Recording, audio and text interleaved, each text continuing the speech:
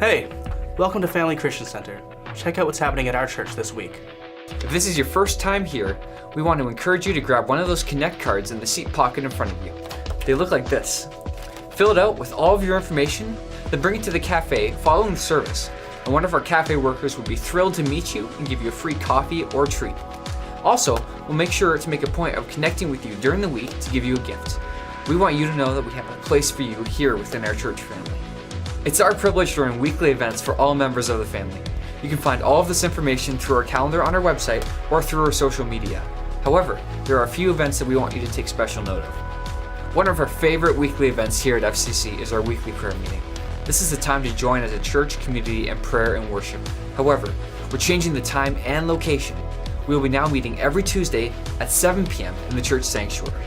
Make sure to join us as we pursue the presence of God.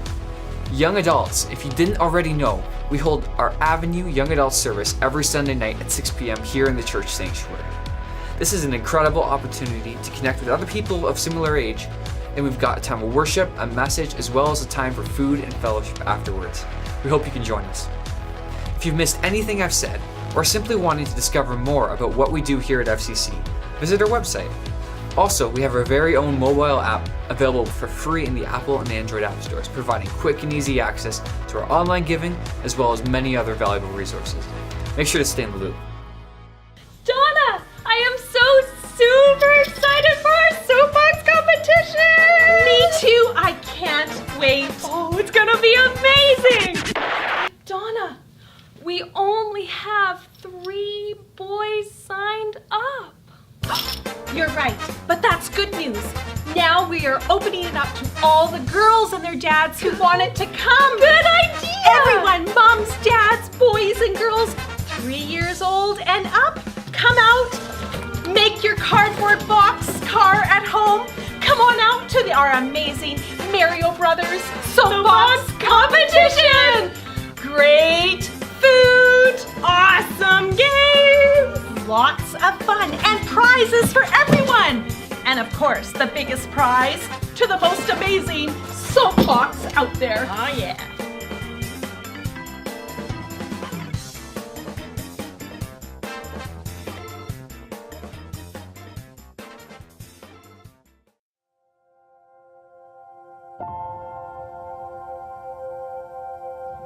This mission trip for me was multifaceted. One, just to go on a mission trip as a man, just going on a mission trip to an orphanage and to experience that. Second was to go as a father and bring my daughter along and just to see her experience as well, and to be there for that was great. It was better than I even expected it was going to be. When I was asked to do this, I thought first it would be quite easy, but then as I sat trying to think of all the things that happened and what was so important to me, it actually became a very difficult task to narrow down just a few things that really stuck out. You know, we enjoyed meeting all the new people of the team, getting to know them as people, working together. When we started this mission trip, Lydia and I didn't know anyone else on the team. They were all total strangers to us, but now we have 18 new friends. Probably one of the biggest highlights was the impact it had on my daughter, and just to see her there and interact with the kids, but more so even to see how God worked and moved in her life and what He taught her and showed her.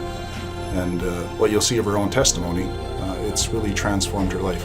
And as a father with a teenage daughter, that was one thing I was hoping for, I think, as most parents do, just to see the change and the work that God does in young hearts and lives, and just to see her kind of fired back up and going into her teenage years strong and I think more ready to handle what the world throws at her.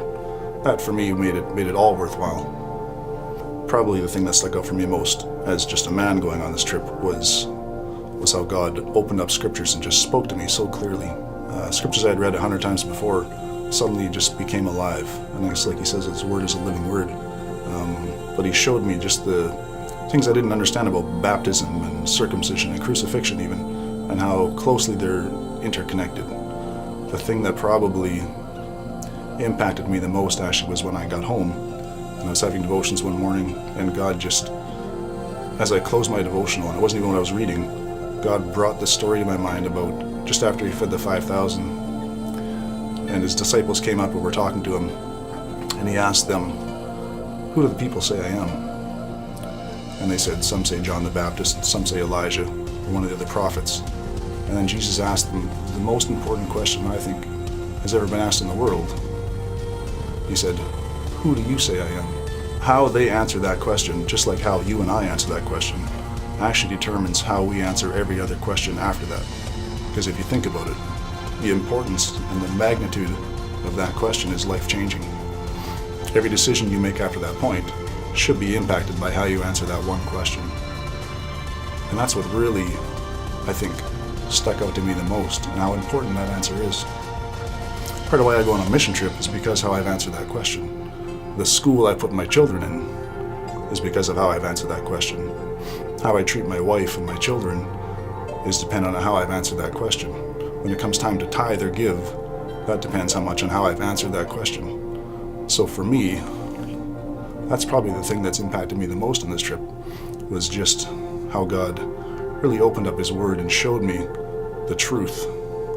And I don't know if I would have been able to hear it if not for that experience and getting away and having that quiet time with just Him at 3 a.m. when I couldn't sleep. So, bless you.